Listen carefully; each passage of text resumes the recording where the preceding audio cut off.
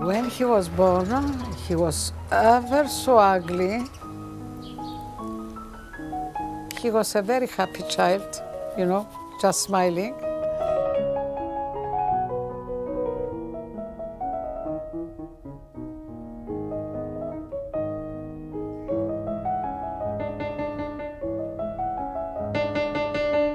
And when I used to sing vivacious and happy songs, he started, and he was, you know, laughing and enjoying it. And he had a face, you know, like this. But when I started singing a lullaby, which was very sad, of Schubert's, so on, he started doing this. I mean, ready to cry. He had reactions for music since he was 4 months old.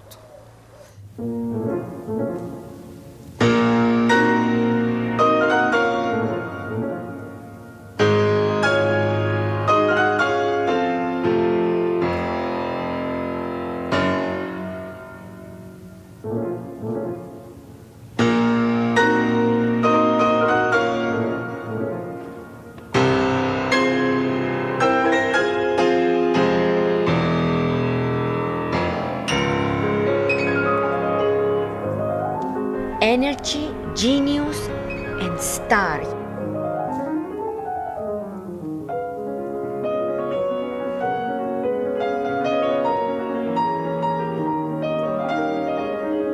He had this extraordinary combination of a warm Mediterranean soul and the steely, rather mechanical Russian technique. He had a very beautiful sound.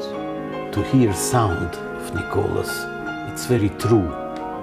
It has warm blood and meat in it.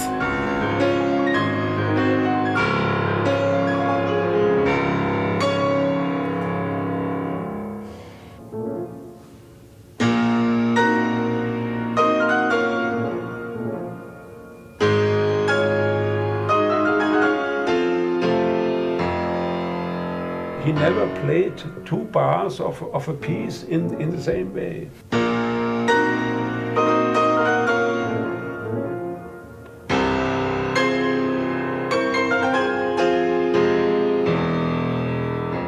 He was in the music, he was one with his piano.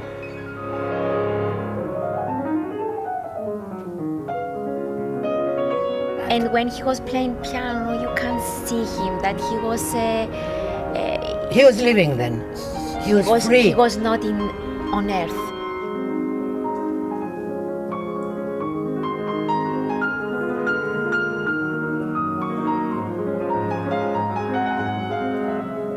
He was a star. I've never met anybody being genius again in music. A man who could achieve anything. When Nicolas played, it was more than music.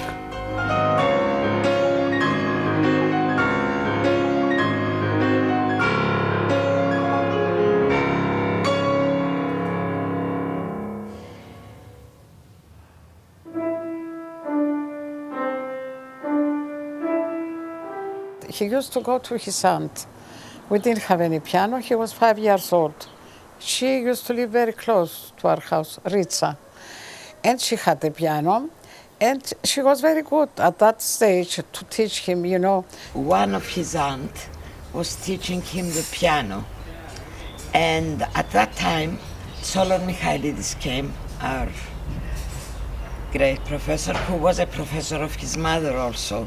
They invited him home. He made him a test without seeing what he was playing. He could tell the score, maybe a bar with notes. Nicolas had not seen them. He could say it's a do, re, mi, or let's say. Then the other test, he with his ear, he checked him, you know, with his ear. When he heard him, he said that this child is very gifted from God. He suggested that he started lessons with George Arvanitakis, who was at the musical academy. Yes, the Greek Academy of Music. And he was this, the youngest student that Arvanitakis had to take, him only. He didn't used to take any, but he realized he was very talented. My first memories of Nicolas. Nicolas playing the piano, Nicolas having to go to the piano and practice. His father was watching over him, even attending his lessons. He lost time, I mean, of playing for his age, you know. He lost this. In a way, it was a sort of a pressure, really. One of the problems of Nicola all his life was his mom and his dad, that they were over him and over-protecting and however, he needed that. He told me that he didn't have childhood life. Yeah. He didn't play with the ball. He didn't play the games with the other boys. I remember that he was the one that he could go to the concerts and all the... my parents used to take him with them. I remember it because I wanted to go as well. When he was 11 years old, he won the first prize at that competition, Ketis Papayano competition. He comes back. Then there are serious thinking about, Solonas spoke to us about this special school of music in Moscow. It was the only place that had school for these special children.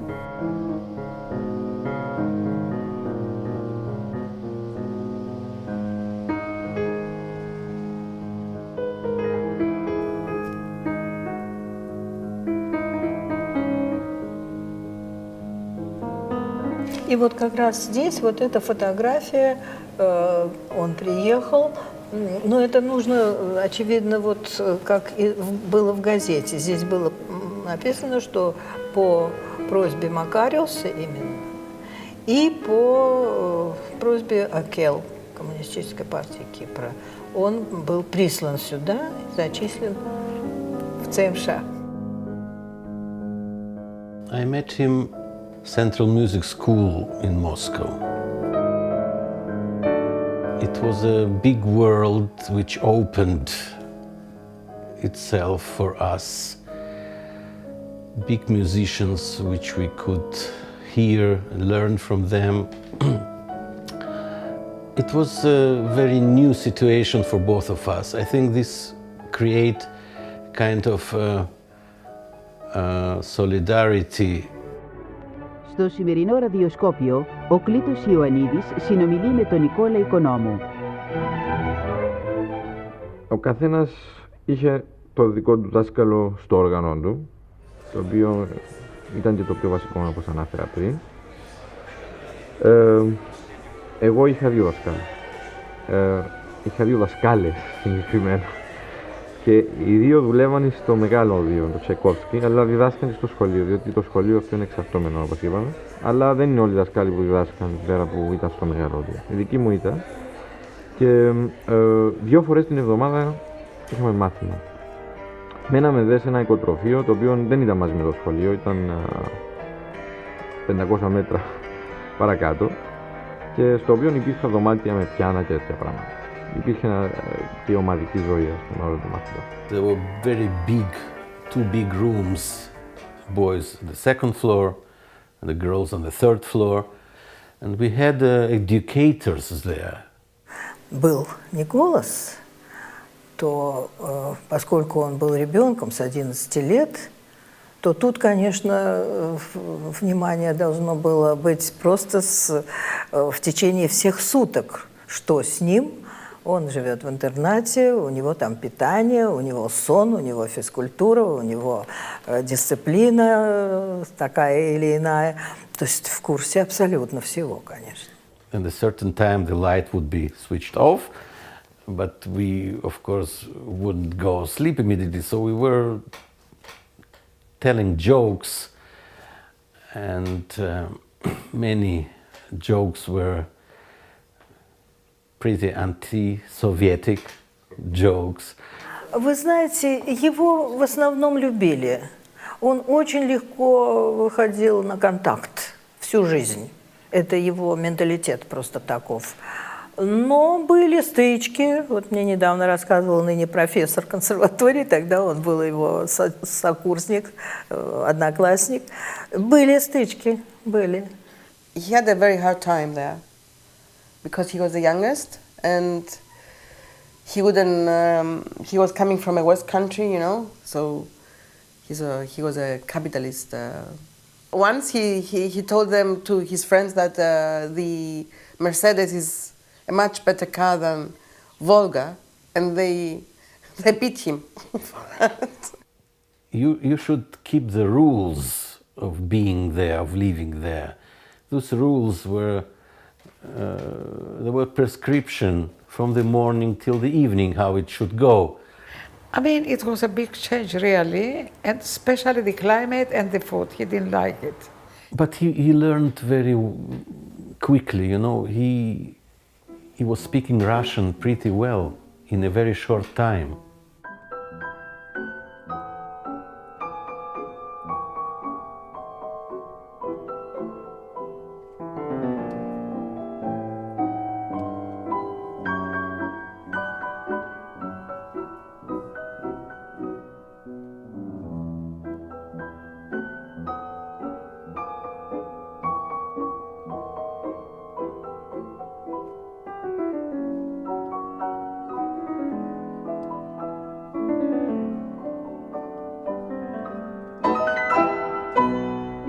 Η μορφή του σχολείου είχε ενδιαφέρον, διότι εφόσον μέναμε μαζί και ήταν όλη μουσική, υπήρχε μια ομαδική ζωή, αλλά η οποία δεν ήταν χωρίς προβλήματα φυσικά. Γιατί όταν υπάρχουν τόσοι που κάνουν το ίδιο πράγμα, πάντα υπάρχει, ας πούμε, και ένας συναγωνισμός, ο οποίος δεν εκφραζόταν τόσο φανερά φυσικά, διότι υπήρχε, όπως λέω, και η ομαδικότητα, αλλά υπήρχαν διάφορες καταστάσεις, διότι οι άνθρωποι που ερχόντουσαν ήταν διαφόρων προελεύσεων. Δηλαδή, ο ένας ερχόταν από χωριό, ο άλλος από πόλη, ο άλλος από άλλη δημοκρατία της Σοβιετικής Ένωσης κτλ. Of course, there he was the bad boy, taking gins and some tapes. The Russians knew already about the Beatles. They knew that they existed and they knew their songs, but it wasn't allowed to buy the discs or having them or listening to them. He was playing it immediately and changing it, saying, I would do here this and this, I would maybe would be better this and this. And then when he was 16, less than 16 years old, Rima Hananina, the assistant of Emilianova, the big professor, wanted him to go in. They had few months to prepare to go for this big Tchaikovsky competition, which is in those days happened every 4 years. Какую-то серьезную задачу, на которую он бы клюнул, и таким образом через год, в 70-м году, должен был быть конкурс Чайковского. Я говорю, Николас, а что, если нам с тобой программу конкурса Чайковского сделать, помимо того, что мы по программе должны проходить в школе? Как, а я могу? Так а в чем дело? Надо стараться, только и всего. И эту идею он воспринял. They decided very late that he would participate. So they started practicing only a few months before the competition, but they worked very intensive, and he managed.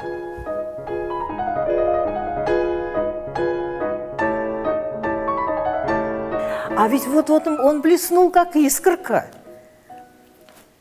Но когда сообщали уже результаты, мы были вместе с Ниной Петровной в малом зале и слушали, когда, значит, произносили тех, кого пропустили на второй тур.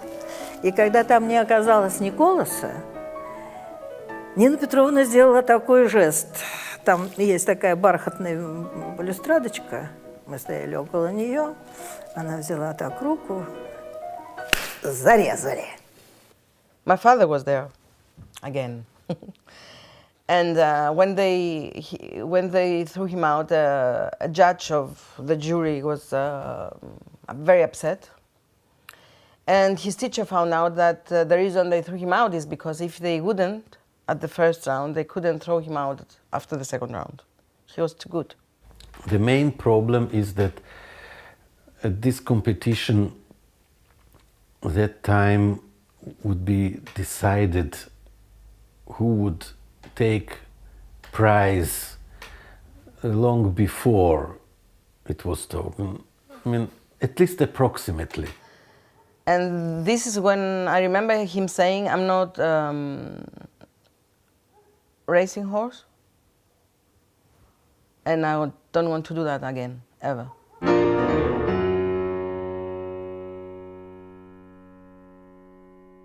And then after the Tchaikovsky competition, because he was so good, they accepted him instead of all the others were 18 years old, he was 16. He was accepted in the conservatory. The good thing about being in Tchaikovsky, Nicolas was not listening himself and only playing the piano. He could go to the classes where they play the violin, where they play the trombone, where they put, I mean, the strings instruments, the percussions, everything. That's why he was so completed and he knew everything about music. It was the best school in the world, you know. It was after Stalin's death, it was during the Khrushchev. It was a little bit liberated, the whole thing, but still he felt oppressed. He was a very critical person. As a matter of fact, he left Russia because he couldn't stand it anymore, this Stalinistic time there, you know. He always used to write, I'm going crazy here, you know. He was such an independent mind, such an independent bird. If you told him to stay in a cage, that was death for him. And the school needed patience and discipline that Nicolas never had. No patience, no discipline. He came to the point that he said, okay, I'm leaving. But I remember him, the argument to my father, it was always, I can do it on my own. I know. I don't need them anymore, so I'm leaving. Вы знаете, жизнь ведь идет, закручивает. И когда, конечно, от него не было никаких вестей долго, было очень больно, очень.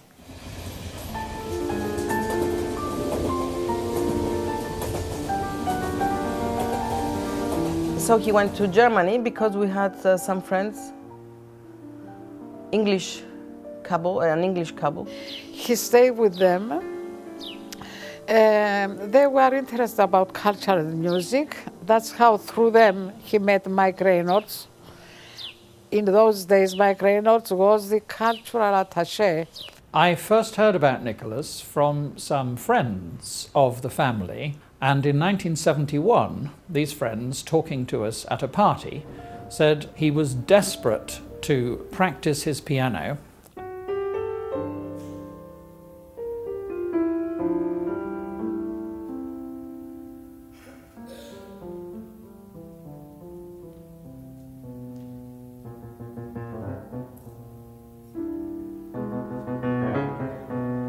He was cheerful, immensely likable straight away, very vivid sense of fun.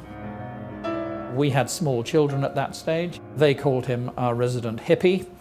And we just got to know Nicolas as a person who brought fun, humour, but a lot of passionate music making into the household.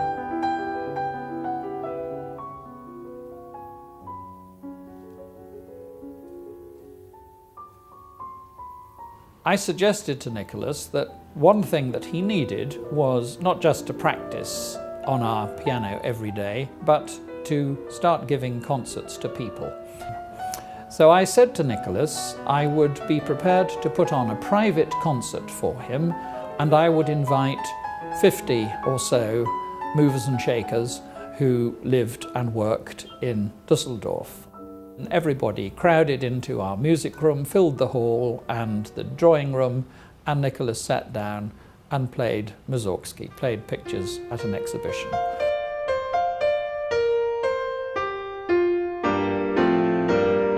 At the end of that recital, I think there were 50 true lifelong fans of Nicolas as a potentially great musician.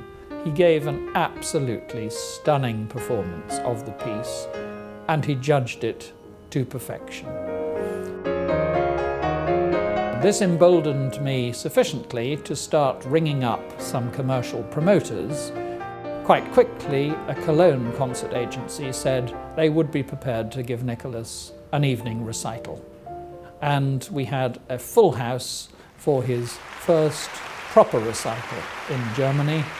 And that concert was a colossal critical and public success.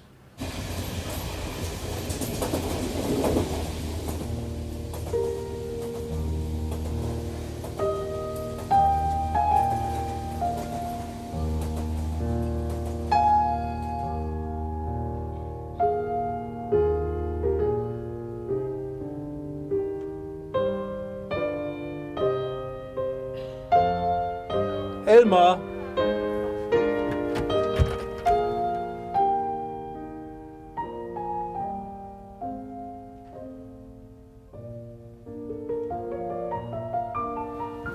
Hallo?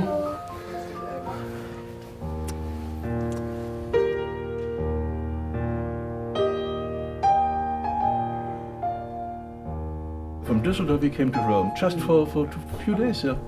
And I was sitting beside Nicolas, and he was all the time telling me bad Russian jokes.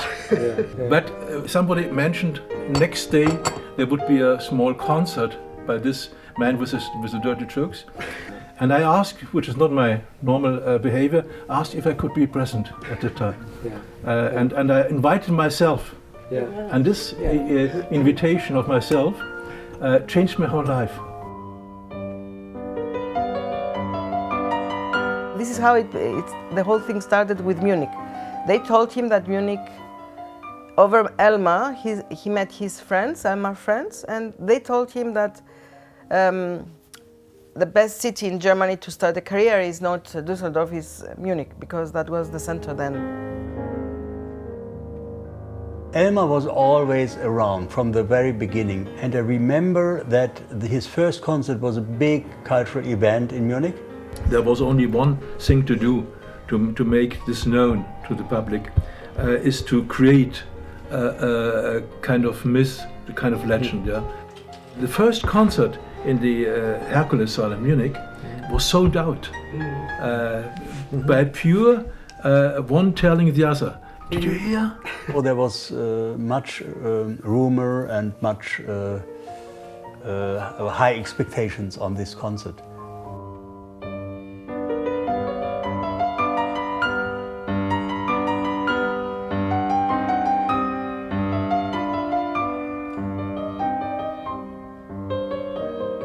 people loved what he played, and he was sympathetic, and people were fascinated by him.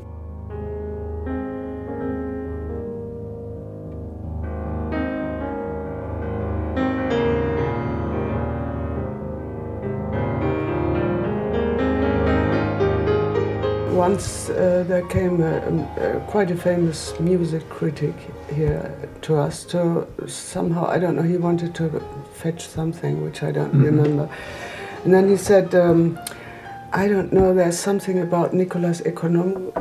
There must be a kind of connection, and I don't know who this is and who is working so much for him, but he's much more known than anybody else. Yes. And then we laughed very much. We didn't tell him that he was really in the center of the spider net, because it was all around our house. He said also, it seems to me something like a Munich mafia. Yeah. For Nicolas Economou, he is not It was.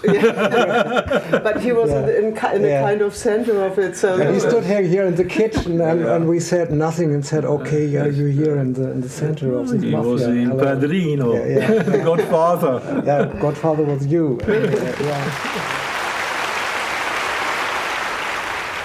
Ton ab. Nicolas Economou 3, die erste.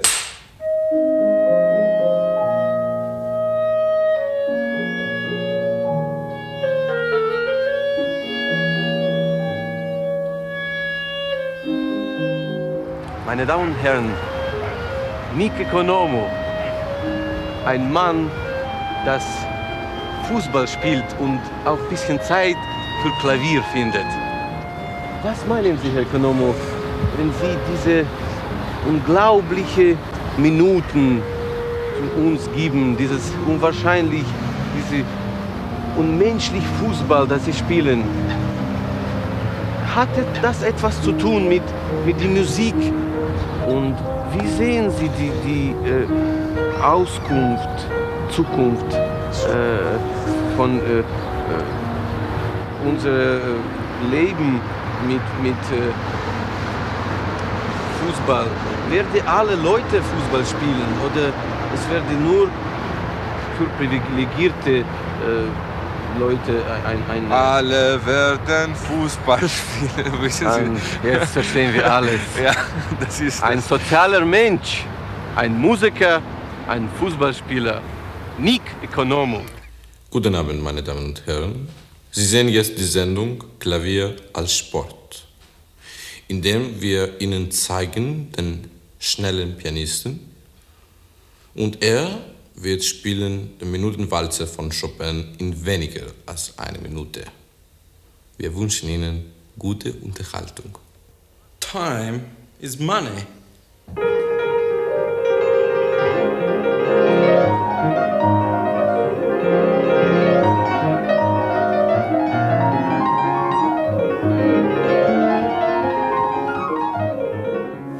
When he announced to me that he got married, I said, bravo, well done, Nicolas. I'm very pleased. Congratulations, because he had somebody to be with him.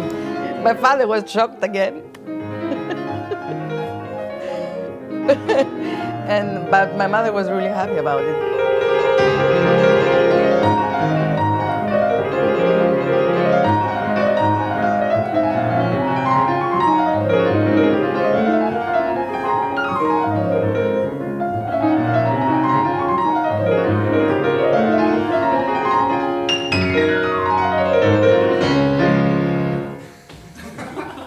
Sind 53 Sekunden. Nicolas was very independent. He wouldn't like to live on the expense of my parents or anything, so he knew that he had to make a living. And so he met Ralph Siegel. He was, he's very known in Germany, producer.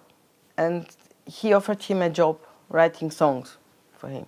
So I remember he was earning 1,000 marks per month for writing songs. Nicolas, on an interview, he said he had written, the lyrics and the song, about 600 songs.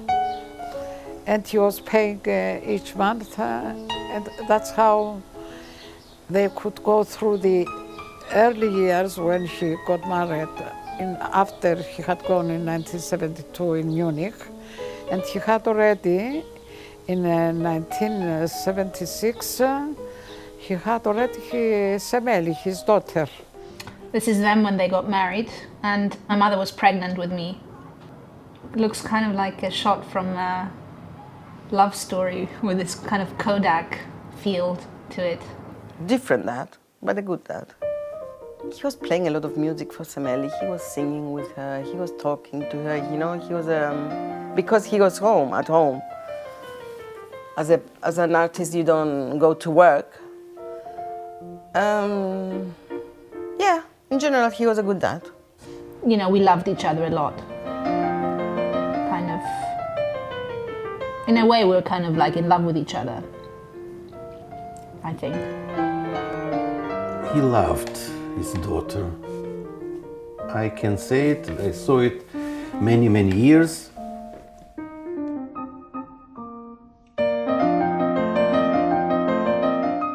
She was really the emotional center, and I mean also the pragmatic center of his life. I mean, he wasn't particularly proactive taking me to museums or anything like that. Like, I remember sometimes I was really bored and he said, "Do you want to go out? Should we go for a walk?" And I would get really excited. And then he'd take me to electronic shops and look at, you know, music equipment or like cameras and stuff. And I was so bored out of my mind. The sound of music was in the house throughout, you know, the night, really. He lived a fairly bohemian lifestyle. If it was fun to play the piano until 3 o'clock in the morning and to finish up by doing jazz improvisations, then Nicolas would do it. And then there were times where we'd improvise together, and the thing about my dad is that he liked to play. He was a very playful kind of character. He would also play this game where he would play different composers and I would have to guess who they are, just to train my ear. He was a good father. I think he was a good father. He was not easy, but what does word easy has to do with being good or less good, you know? He was a not easy good father.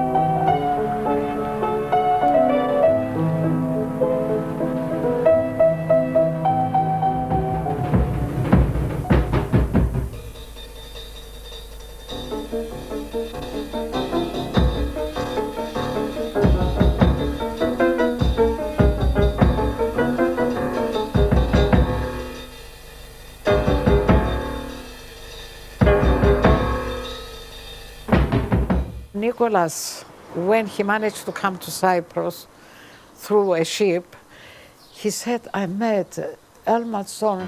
He's like an ancient god." And Elmar, who was then the second director of the cultural department of Munich, had quite a strong influence on the media and all the things in his function. Your role in Munich when Nicolas arrived, you really went around to all friends you had, also came to us to say there's really an incredible person arrived in Munich. Nobody knows him, but I say to you, he's the greatest. And so they were attracted and they became one. And that was a big help for Nicolas to start. He was really very lucky. When I got to know him, he played some concerts, and when we started, always successful. People loved his playing. He didn't play very often, but I would say once a month. And then the piano summer came up in 1981. It was his idea with Manfred Frey that they started it. And it's through Nicolas that Martha could go there and play, Corea would go there and play. He got a big concert with Corea, was packed in the biggest venue of Munich then, Kongresshalle. I would say nearly 2,000 people.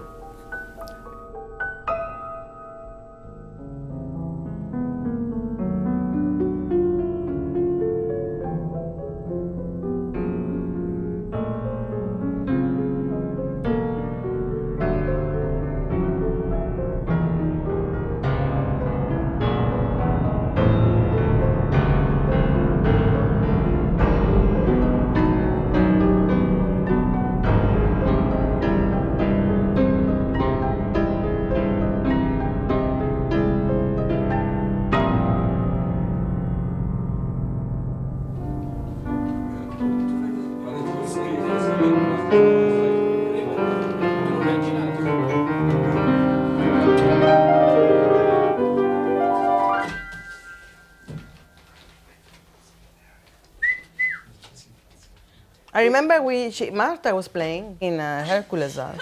We went because he wanted to meet Martha. I think my memory is not very well, but I think we went backstage. This is what he used to do always. If he wanted to meet somebody, he was just going there and meeting them. I mean, and of course, because of his personality, everybody was impressed. And so they met, and Nicolas, it was a fulfillment of one of his wishes, of his desires, of his dreams, to meet the great Martha Argerich. Martha, my dear, you have always been my inspiration. Please be good to me. Martha, my love, don't forget me. Martha, my dear. Martha, my dear. Great singing, eh? Yeah, go on, it's very nice. Yeah, why don't you sing it? You see, I came just when you were starting this. They were very good friends. I want to know the other. I think it's a nice song. Silly girl, yeah. He was admiring her, and he was a very good friend with her.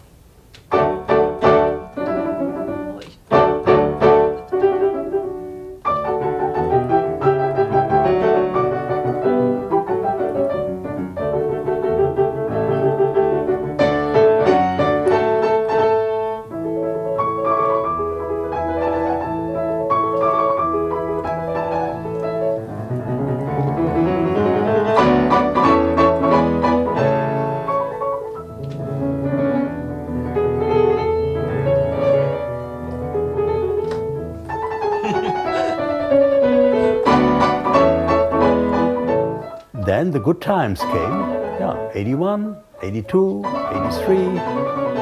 Then we made a tour, for instance, with Martha Argerich. We went through the biggest halls in Germany, 10 concerts, and I was the one to organize that.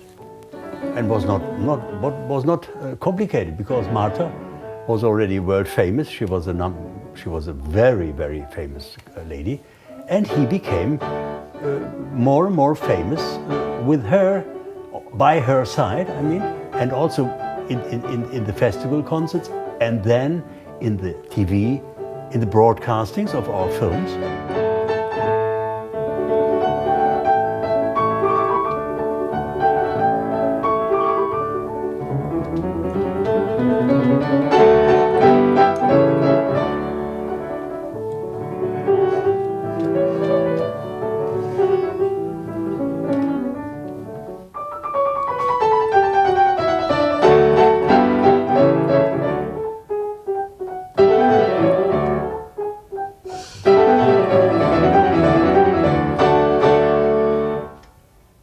One of his superb recordings with Martha Argerich is of the Nutcracker Suite for 4 hands on the piano. And Nicolas once told me that he had not lost a single note from Tchaikovsky's full orchestral score. Every note is in his 2-piano arrangement of the Nutcracker. They were playing together, but they were as they were at the same time very good friends. And if you see these photos of Martha and him, you see that there was a really strong relation. And she loved him very much, and he her. So it was a very strange thing. He didn't know what it was. I mean, it was materialized in this nutcracker suite which you arranged. And they was only a few rehearsals. They did it perfectly. It was very important for her. And once she told me that for her he was one of the most important pianists she ever met. Really? Yeah, really. They needed each other, and in the film, of course, you know, he sang "Martha, my dear," you know, this Beatles song, no, my inspiration.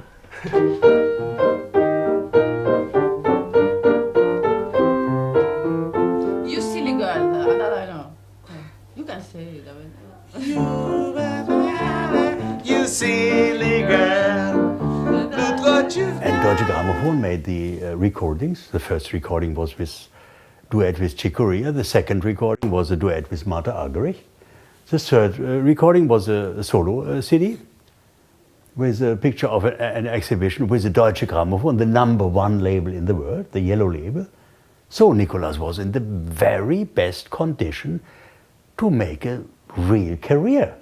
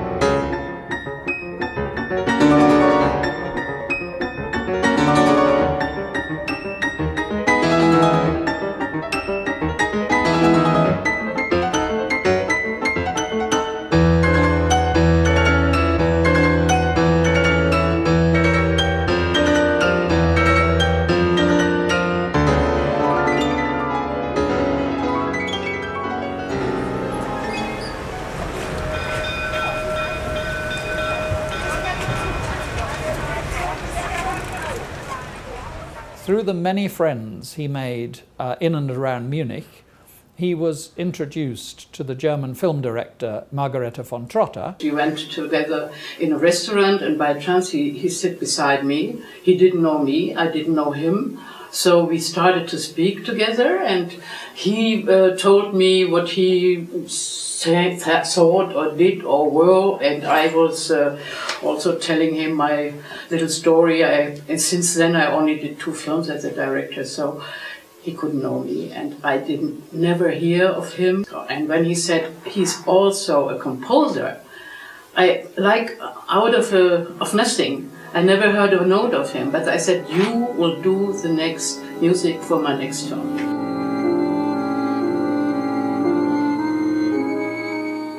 And so we laughed and I laughed, and that was it.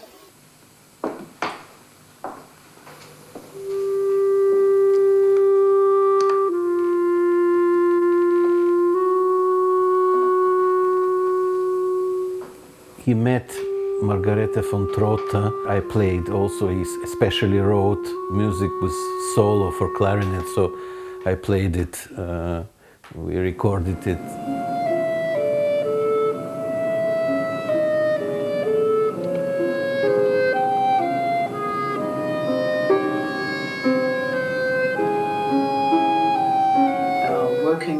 Nicolas was very special because it was the first time for him. So he had not yet a method or a strategy, or he was very insecure. He was very talented, but very insecure. And so he wanted me all the time beneath him. So I had to come every night or every evening to his house, to his apartment, and we spoke, and he played me the music on the piano. He had this need of help and of security all the time. But it was marvelous because then I already was in his apartment and there were coming always other friends of Moscow or other composers or other instrumentalists, and it ended always in a big concert, in a big wine party, and it was always fun.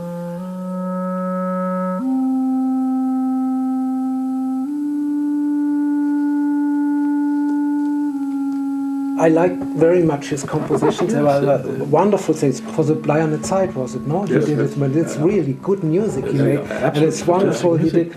There's so terrible film music normally, also in these times, but this was very great.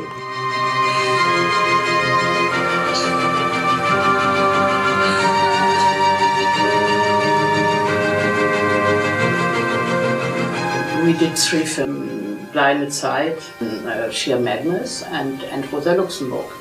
And for Rosa Luxemburg he did a really big, with big orchestra, a real work, full work.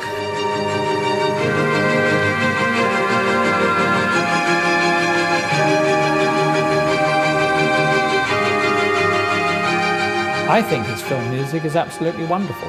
And I think he did a superb job on creating the right sort of musical ambience for the films that were being made. I think he might have had a career as a film composer and arranger. If he would have make a decision to be a composer, it would have been enough for his whole life, but he did not. Yes. He was the writer, the composer, the pianist, the filmmaker, the politician. He wanted to become president of Cyprus. He wasn't a film composer. He didn't see himself like this, but the moment he did it, it was quality, because he couldn't do it otherwise.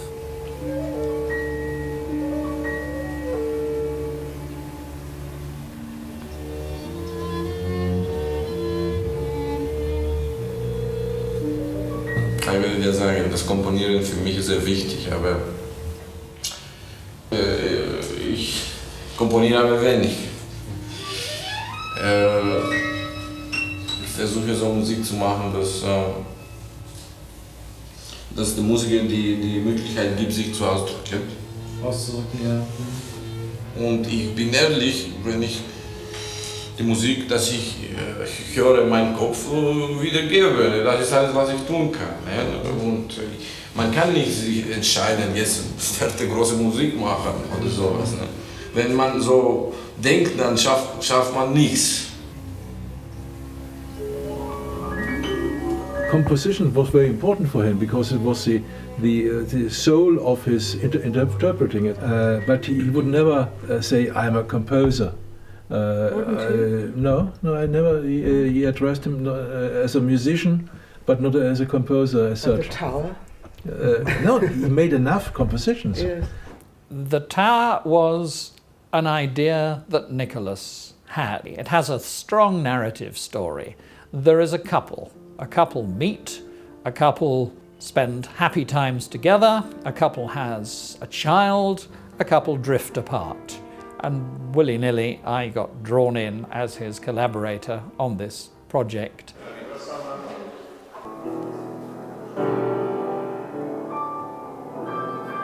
Working with Nicolas was unadulterated joy because of his own pleasure in what we were creating together.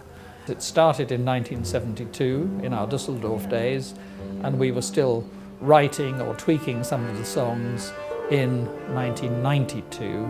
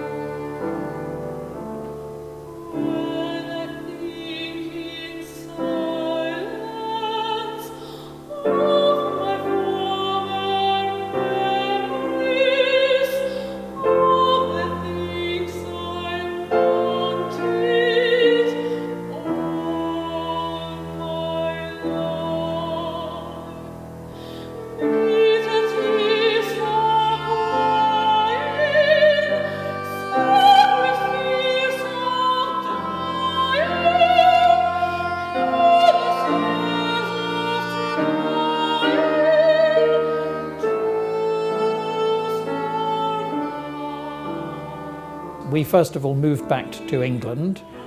Nicolas was a regular visitor to see us. He would come and stay. We would talk about music, make a bit of music, work on the tower for a bit, maybe for a week at a time, and then he would return to Germany.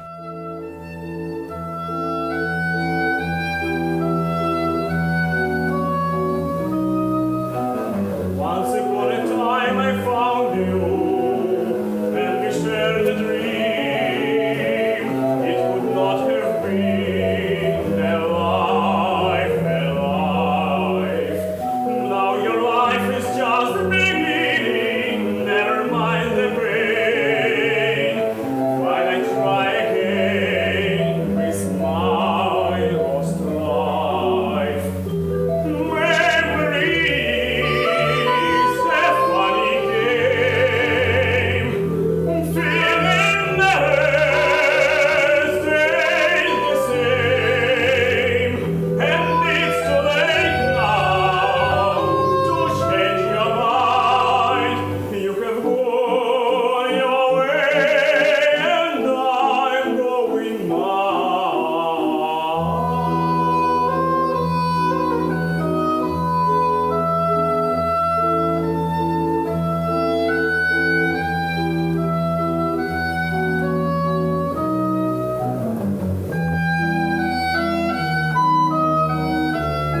Then the next piano summer came, 1982. He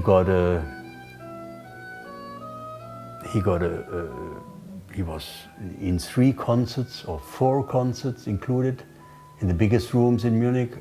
Every concert was packed. Big critics, Festival of the Giants, Nicolas included, Gulda, Argerich, Korea, McCoy, Nicolas Economou, so big headlines. He was well paid by us. He played on the best pianos and he got big critics. So it was a really challenging start.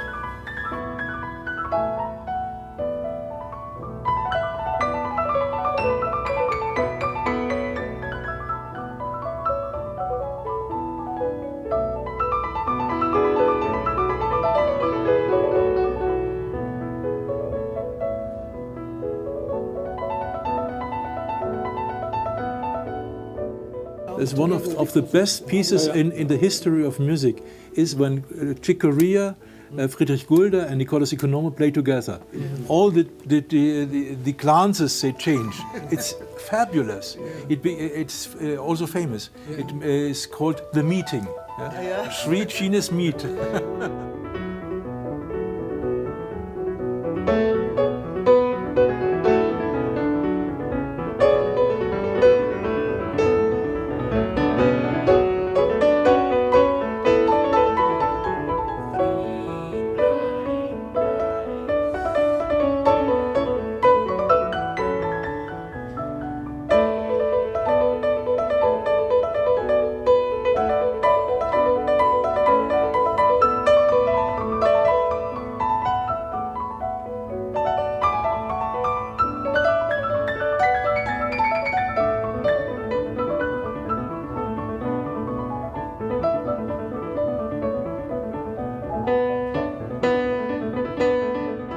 So he's a really a good piano player, a great musician, and maybe a genius.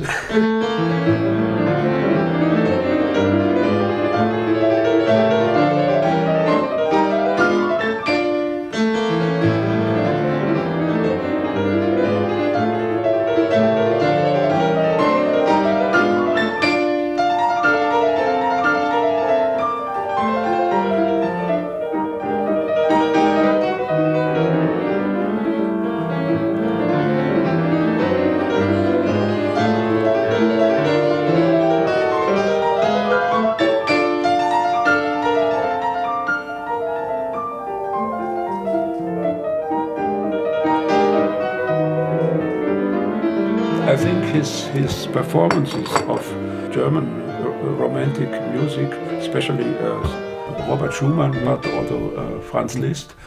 In the private rooms, these were great events. Not only for me, I think. Like in these moments, you were. Well, it were divine moments. The best I have ever experienced in music, really. But only in this private circles. This quiet cinema, these performances were magic. Listening to Nicolas Chrysleriana, I can listen this work with any other pianist, personally.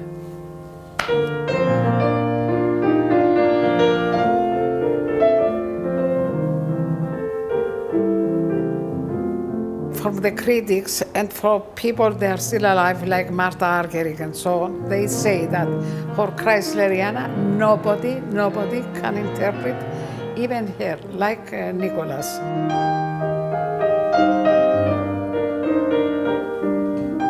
Every note sits there, where it should sit and how it should sit. And Nicolas understood the meaning of pausa.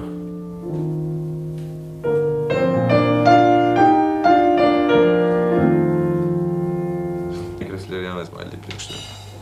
Ich finde, da ist der ganze Schumann ist drin. Die Fantasie, es gibt Probleme, also mit Form und so. Ne? Aber du hast es immer, wann hast du das angefangen? Chrysleriana? Ja. Mit 19. Ja. Vor 10 Jahren. Und immer findest du neue Sachen dann, ne? Immer. Ja, ich weiß, es gibt unglaublich viele Schichten und so. Immer. Ja. Aber es war so eine Identifikationssache für mich. Weil ich war in Deutschland und ich bin von einer anderen Welt gekommen und dann dieses Stück war für mich gut, weil das war eine Unterstützung für mich, weißt du, eine Bestätigung, weil das ist so ein großes Stück von Kunst und man beschäftigt sich damit und dann man hat diese Kraft irgendwie, weißt du, was ich meine? One time when we sat in this room, I remember there was after one of these Klavier Sommer, and Martha Argerich was here, and also Corea, and we spoke about Chrysleriana, and Nicolas made this problem of the artist who never comes really in contact with the public and is destroyed by the public more or less. And stays alone and has this inner feeling you said. And we spoke about, and then Corea, a good friend of Nicolas, also said, but I don't know where is your problem, she said. I make, and the whole public will do the same thing and we are stay in contact. No, this motive of Chrysleriana, the last few sounds, was really his life motive.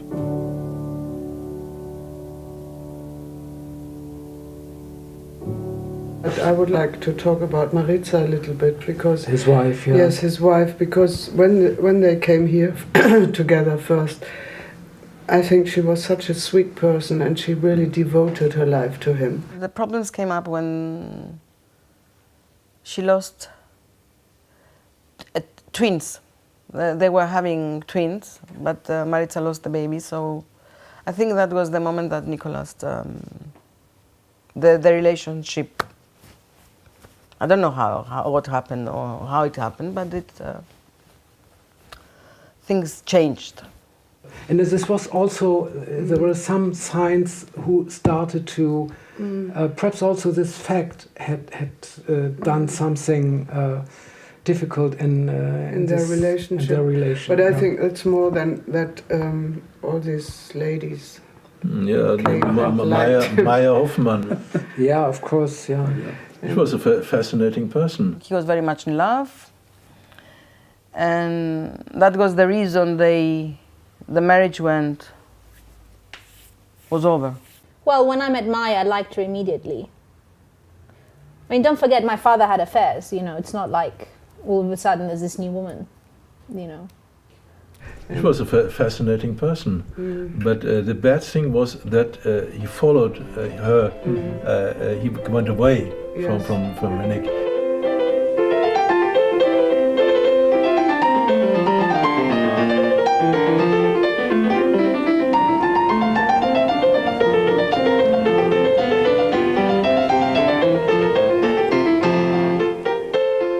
I thought maybe she would be good for him.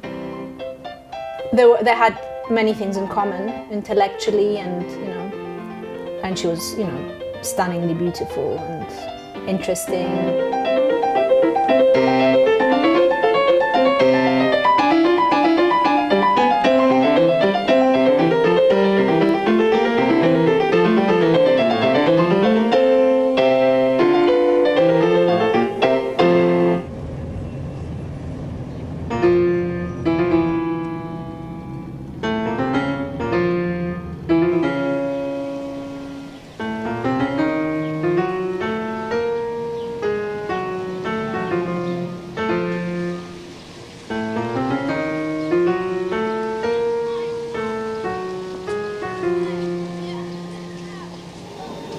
Hier spricht Professor Economou, nochmal, Spezialist auf die sowjetische Geschichte. Alles, was den Stalin betrifft, den Lenin und den Trotzki, kann ich Ihnen erklären, aber Ihre Kassette ist zu kurz. Nicolas would have been a fabulous figure playing his piano in 1918, 1919 at the heart of the Bolshevik Revolution. He really could have talked ideas, as it were, with Lenin, with Trotsky, with all the people who were espousing the new world that was to come. He was a very left person. He was a communist. That's what he said about himself. Without being in any party. That's not what he meant with him being a communist. Loving him so much, and I think he liked me also very much, but sometimes we were killing each other 3 times a day, talking about politics. He said, it's better to be a communist out of Soviet Union than to be in Soviet Union and don't feel nice being a communist. My father was an idealist, really. So, and a philosopher, I think. And I think everything has its context. So at the time, you know, politics fitted that context. Nicolas suggested that communism had all sorts of good points in those days. I suggested that communism had more bad points than good. He never used to belong to a party, first of all, never. He was left, he was a real communist, dialectic, but never been to a party. Every good thing was on the left side for him. Art, people, work, creation, fun, all the good things were on the left side. He was an angry young man, ready to fight for openness of the society, for social ideas, for modern arts which would support these processes.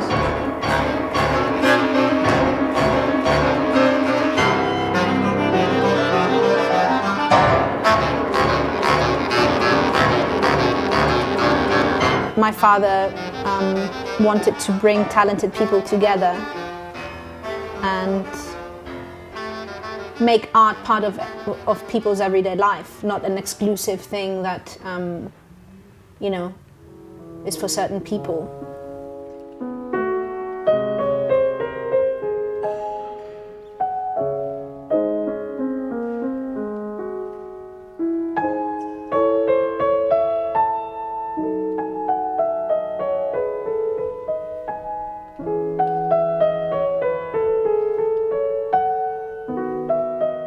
All he cares, he never talks about himself, is that he likes that culture, especially talking about music, would come to the everyday man people, I mean working people.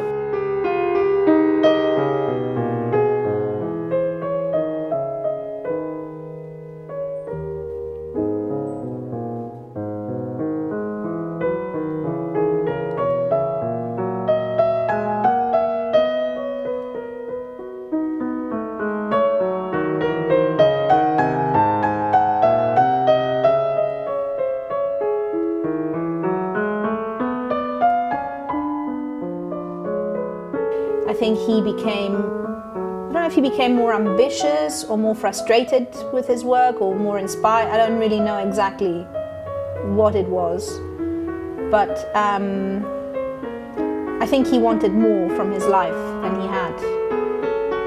The general kind of gist of it was that, that he wasn't where he wanted to be in his career.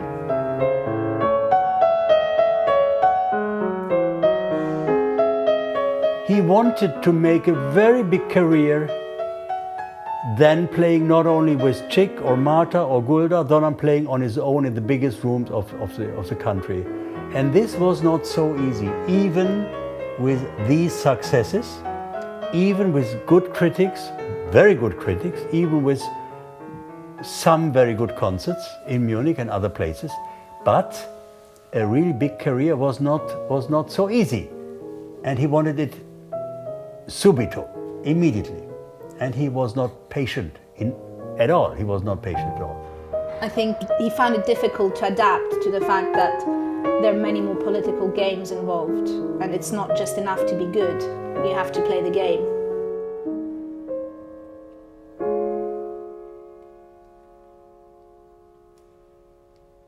For Nicolas, it was very important to have somebody on his side. And that was maybe the reason that he wasn't happy, because he couldn't have Maya. Why not? Because the relation was very difficult. The relationship was very difficult. He hoped to come up with her help and with her love, and she helped him with money, and she was very generous. But it needed some time, and they had such struggles, such strong, heavy discussions, more than discussions. I have not the right word for that. Really battles. He didn't get the record deals that he wanted. That was his biggest disappointment, I think.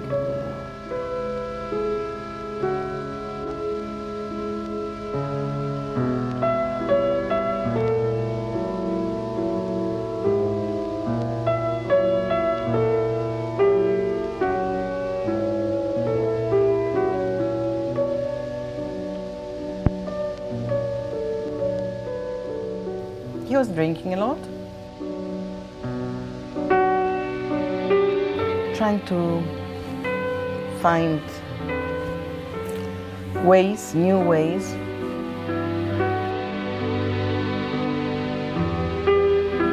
He perhaps became a little bit introspective. He drank more than he should have drunk. I think that happens to lots of people.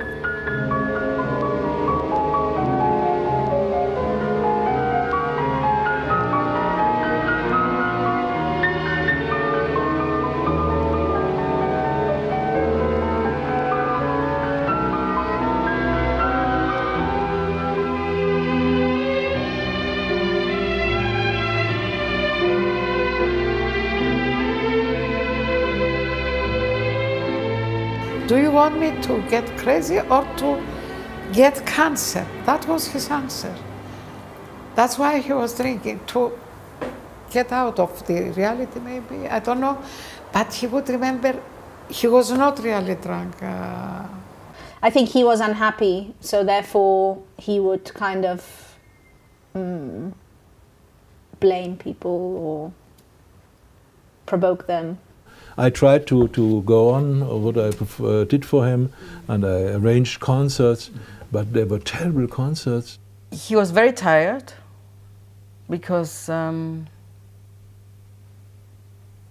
everybody was expecting from him. I mean, for somebody not knowing him, it was very good. But for us, who could compare with all his full personality, it was very bad.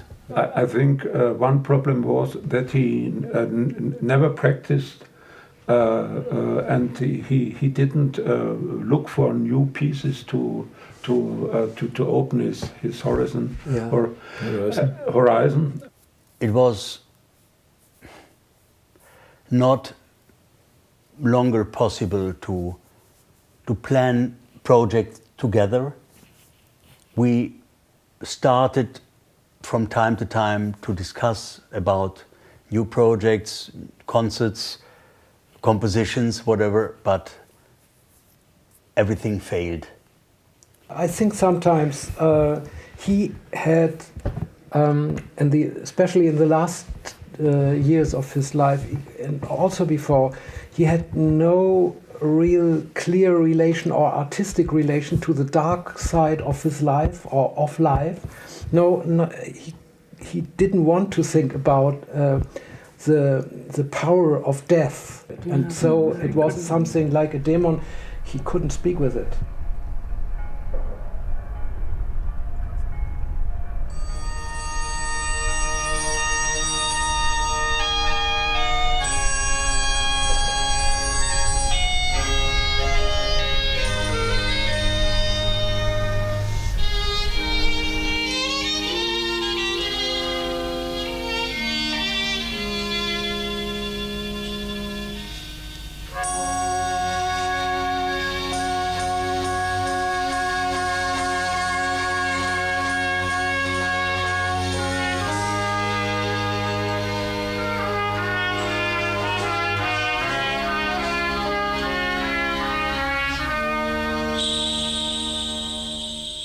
When he came to Cyprus, he wanted to make this center for arts and science.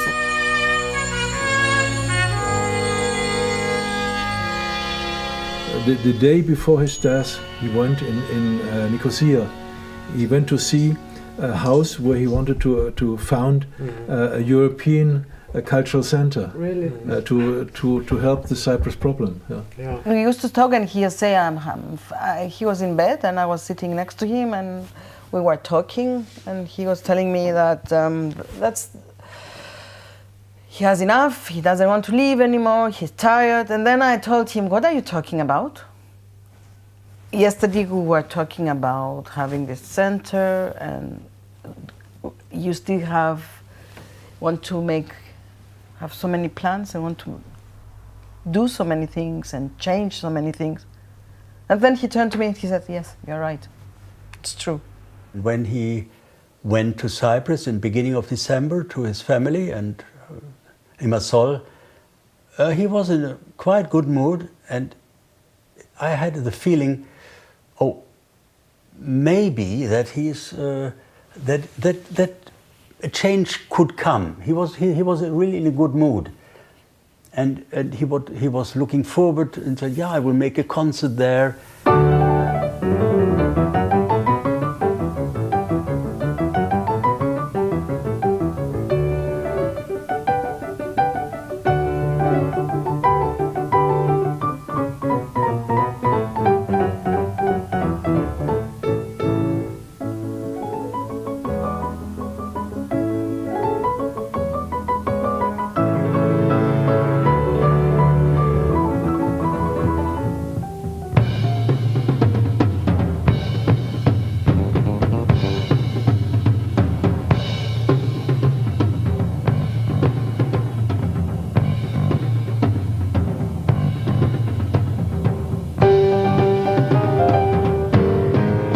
Playing what he loved, people liked it. I had the feeling, something goes up. This seems to be a turn. This was really my thinking.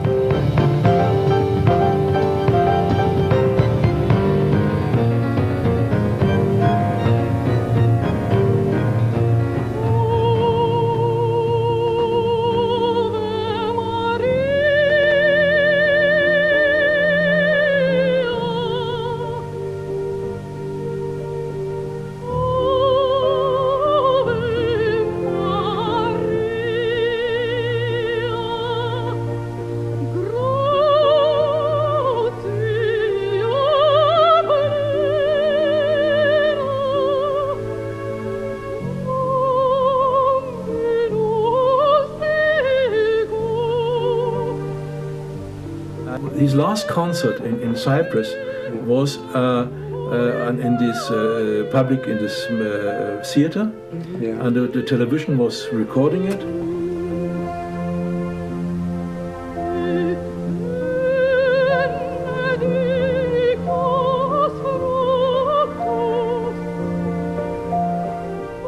He was performing last things. He knew that he was dying. I don't say that he committed suicide. No, it was an accident. But in a way, he knew that it was over.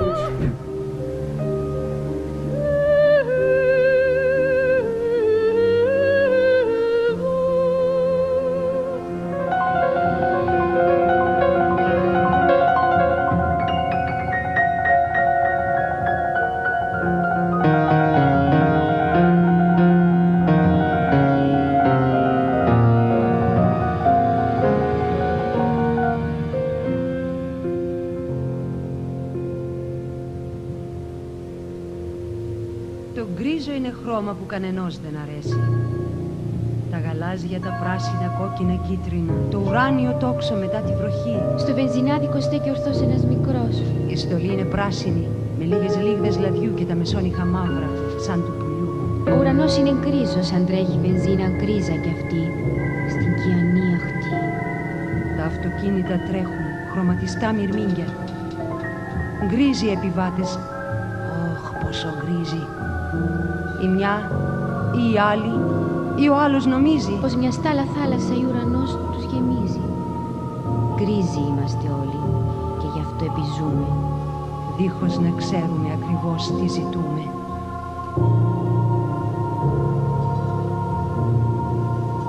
Αν όμως τα χρώματα όλης της φύσης έχουμε κι έρθεις κι εσύ αέρα, πατέρα, νοτιά, βοριά να φυσήσεις θα σκορπιστούμε, θα χαθούμε και πάλι θα συναρμολογηθούμε.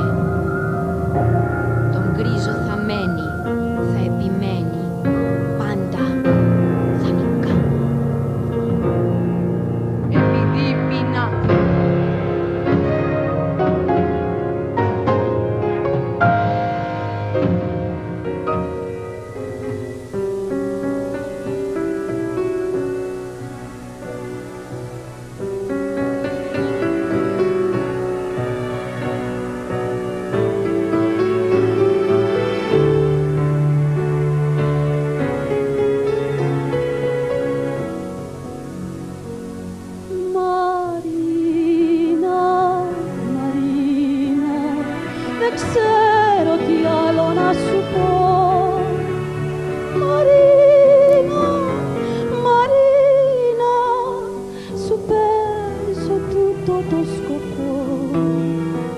I remember one time, maybe a couple of months before he died, I looked at him and I asked him, I said, do you, how did I put this question? I said, do you regret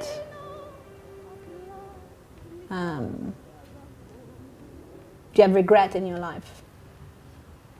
And do you think that life is hopeless? And he said, yeah.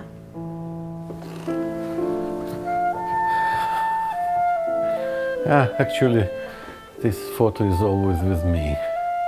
Sometime before we were played in festival in Venice.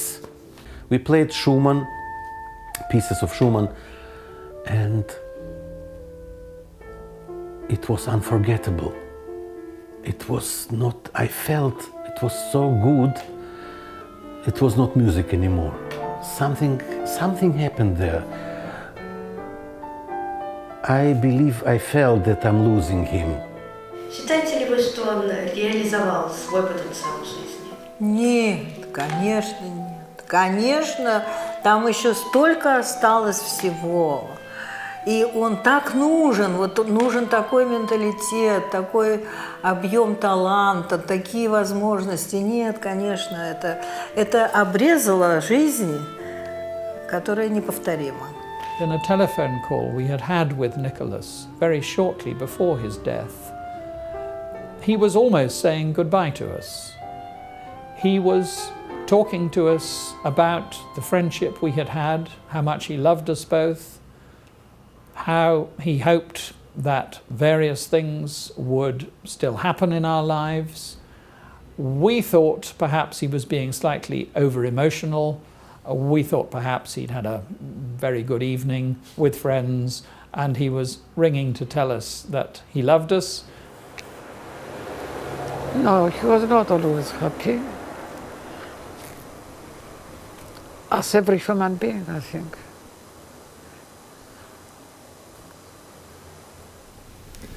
It was the end.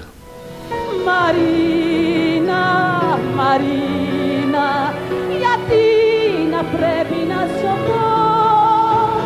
Marina, Marina, απλά υλικά σε αγαπώ.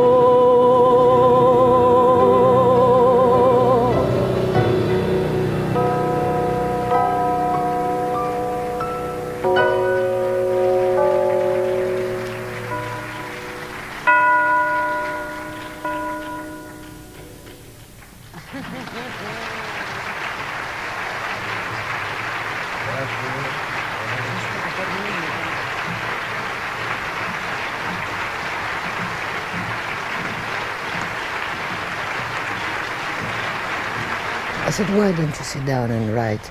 And you go all day. He was coming from Limassol, running around to different cafes, to different people, to lunch here, dinner there, and out, and girls. And why don't you sit down and write? I wrote everything I wanted, he says. It was a rainy night, a stormy night, it was a dark night. Nicolas was in Nicosia with some friends from the theater. And then at the end, I think he was in a pub, he always used to go, and then he decided to come back. At the beginning he wanted to stay, and then he decided that he wanted to come back home. And he started driving. He had the audio tapes as usually, he used to smoke. I don't know if he tried to smoke a cigarette, to get a cigarette, or to put a tape. It was a very bended, a very big curve. And he flew out of the road.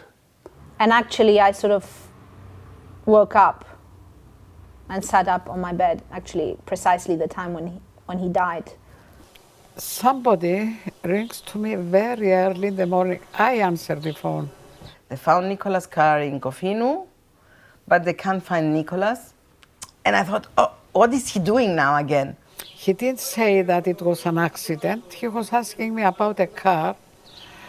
And I never thought, I thought maybe Nicolas stopped somewhere. And the other one wasn't saying clearly what it was. So I remember telling my mom, ask her if he's alive. And then she asked, and then she said, I'm sorry. I woke up the next morning, I could hear some phone calls and people crying, and I kind of knew he was dead. And I was screaming and shouting. When the telephone call came from the Larnaca morgue, you can fetch the body now. They froze. Everybody. Monica tried to make him look, his face not to look, how I would say, because of the accident, to look good looking like he used to be and so on. And they had to clean him and dress him.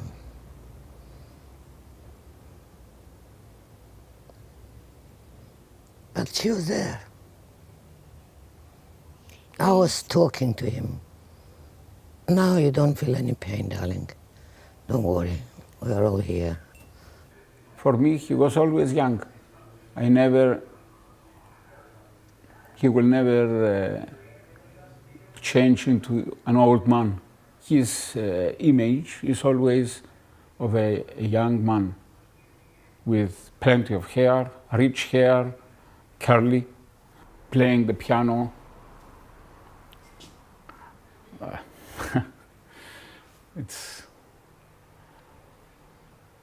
Whenever I hear a piano,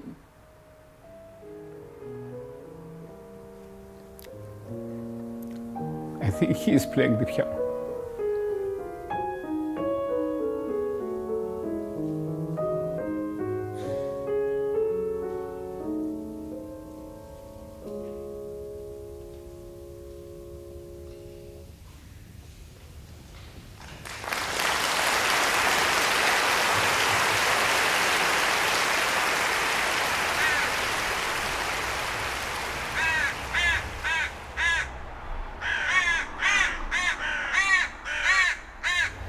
Και του παπά του, αν καμιά φορά πεθάνω, με θάψετε στην Κίσορη. Δηλαδή του, να σε θάψουμε εμείς, ο ξέρεις μας θάψεις, δηλαδή του. Και ύστερα που έτυχε το ατύχημα, έκαμε την επιθυμία του. Και ύστερα ο Γιώργος, δηλαδή, να με θάψετε και εμένα στην Κίσορη.